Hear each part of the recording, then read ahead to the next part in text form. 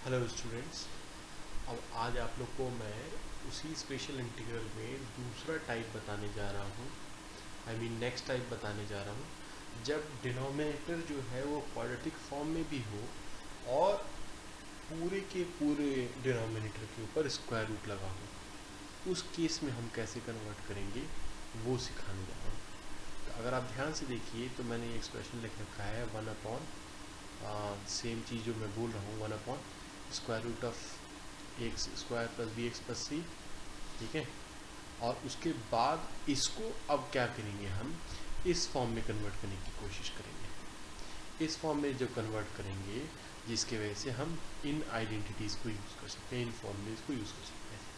Again या तो a² + x² के फॉर्म में कन्वर्ट होगा, या x² - a² के फॉर्म में कन्वर्ट होगा, या a² - x² के फॉर्म में कन्वर्ट होगा। तो याद रखिए, जब भी डिनोमिनेटर में स्क्वायर रूट हो प्लस क्वाड्रेटिक इक्वेशन के फॉर्म में हो तो आप सीधा उसको कोशिश करेंगे परफेक्ट स्क्वायर के फॉर्म में कन्वर्ट करने के लिए, और सो दैट कि आप इन आइडेंटिटीज़ का यूज़ करके डायरेक्ट आंसर लेंगे। ठीक है, यहाँ तक समझ में आया आप लोग को? चलिए ठीक है, अच्छी बात है। मैं फॉर्मूले बता रहा था आप लोग को कि लाइक स्क्वायर रूट अगर a² + x² होता है तो log of x plus square root of a² + x² आ जाता है।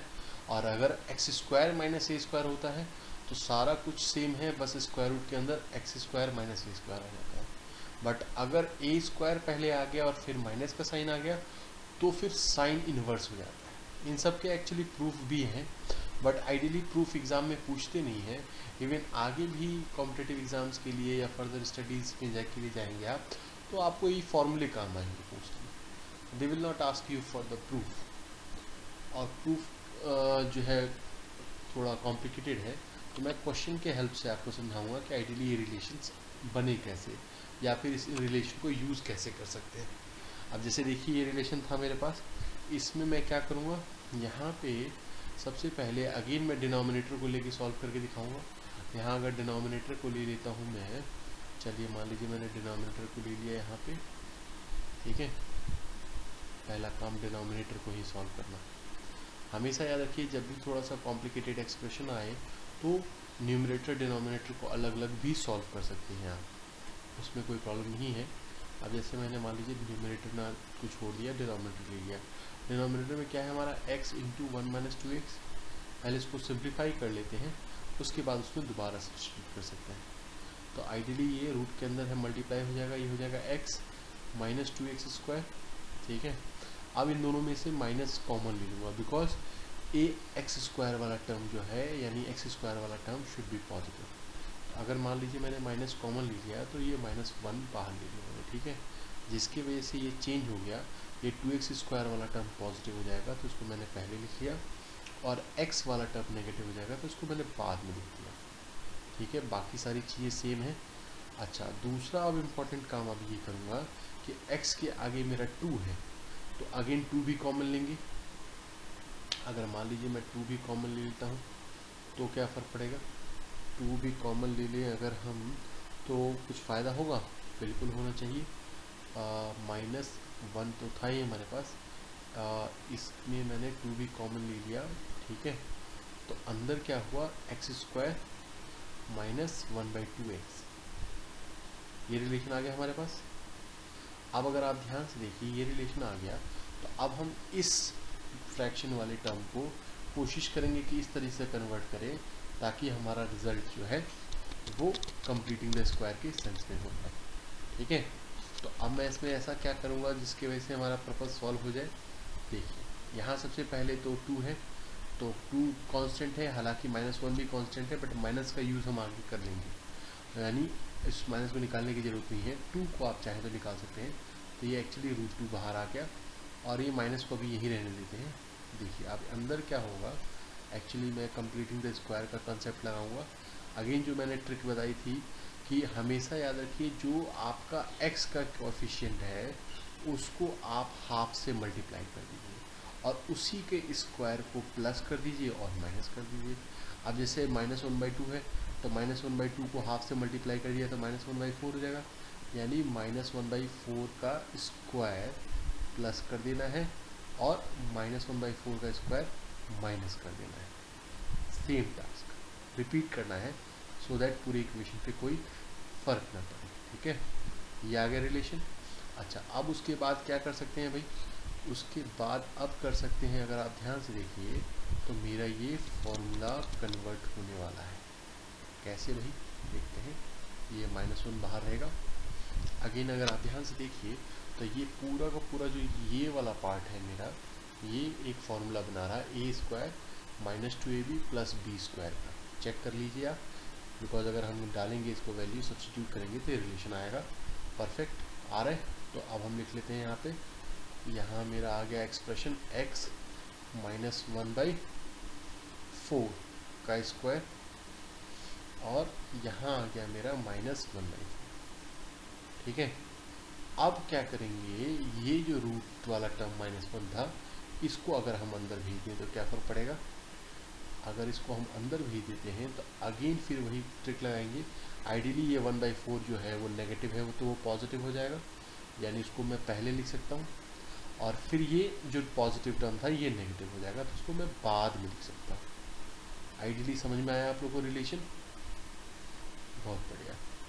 अगर यहाँ तक आप लोगों को समझ में आ गया, इसका मतलब आपने ये क्वेश्चन आराम से क्रैक कर लिया, पूरी तरह से क्लियर कर लिया। अब मैं इस वैल्यू को, यानी इस डिनोमिनेटर को यहाँ सब्स्टिट्यूट करूँगा, और फिर आप देखेंगे इंस्टेंटली हमारा आंसर आ जाएगा।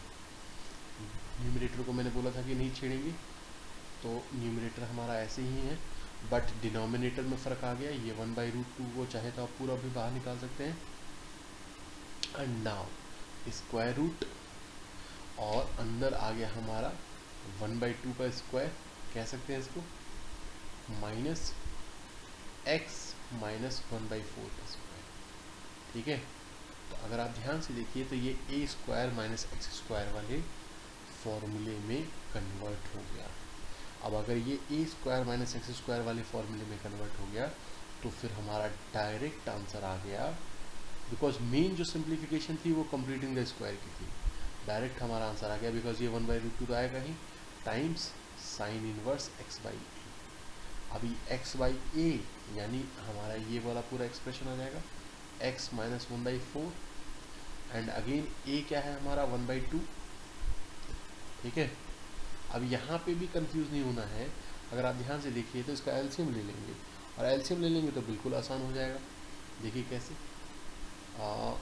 अगेन मैंने जैसे कहता हूँ हमेशा, फाइनल आंसर का हाफ मार्क्स रिवॉर्ड है, तो कोशिश करिए कि जहाँ तक सिंप्लीफाई होता है क्वेश्चन वहाँ तक आपको सिंप्लीफाई करना है।